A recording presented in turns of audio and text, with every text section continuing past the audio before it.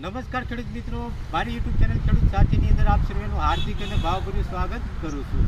મિત્રો, આજના આ વિડીયોના માધ્યમ દ્વારા આપણે જ્યારે ઉનાળાની અંદર કાળા તલનું વાવેતર કરેલું હોય કે ધોળા તલનું વાવેતર કરેલું હોય તો એની અંદર શરૂઆતની અંદર કેવી માવજત કરવી મિત્રો એના વિશે થોડી ઘણી ચર્ચા કરવાના છીએ.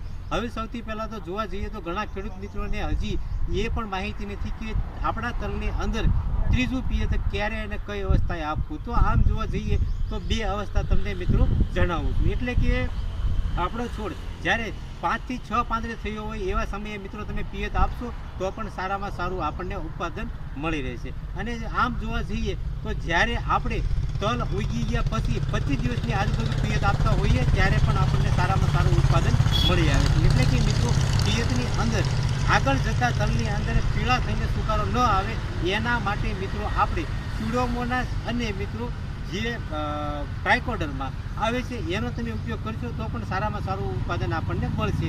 એટલે કે આપણે જ્યારે આ પિયત કરતા હોય ત્રીજું એ પિયતની અંદર એટલે કે 4-5 દિવસ પહેલાં જો છાણિયું ખાતર મળે તો એની સાથે આપણે ટ્રાઇકોડરમાં અને સ્યુડોમોનાસ 2.5 વીઘે 1 કિલો અથવા તો 2 કિલોનું માપ રાખી અને તમે છૂટું છાંટી અને મિત્રો તમે પાણી આપશો તો સારામાં સારું ઉત્પાદન મળી આવશે.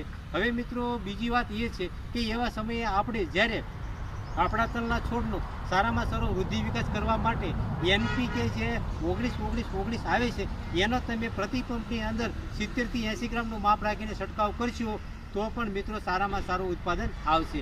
હવે એની સાથે આપણને જો ચૂસિયાનું એટેક લાગે તો મિત્રો આપણે એસિટાઇમિપ્રાઇડ અથવા તો મિત્રો જે એના લક્ષીને જે બજારની અંદર સારામાં સારી કંપનીના કન્ટેન્ટ મળતા હોય તો એનો પણ આપણે છંટકાવ કરી અને ચૂસિયાથી પણ છુટકારો મેળવી શકતા હોઈએ છીએ. અને મૂળની અંદર ફૂગ આવવાના કોઈ પ્રશ્નો દેખાય તો મિત્રો મેં જેમ કહ્યું ટ્રાઇકોડર્મા છે કે સ્યુડોમોનાસ છે એનો તમે ઉપયોગ કરશો તો પણ આપણા પાકની અંદર ફૂગથી બચશે અને સારામાં સારું ઉત્પાદન મળી આવશે. તો મિત્રો આપ સૌ ઓછા ખર્ચે સારામાં સારું ઉત્પાદન મેળવવા માગતા હોય તો મારી યુટ્યુબ ચેનલ ખેડૂત સાથીને સબસ્ક્રાઈબ કરજો અને લાઇક કરજો કે જેથી કરીને હું એવા ખેડૂત મિત્રોને ઉપયોગી બનું અને એમને ઓછા ખર્ચે સારામાં સારું ઉત્પાદન મળી આવે. મિત્રો હસતું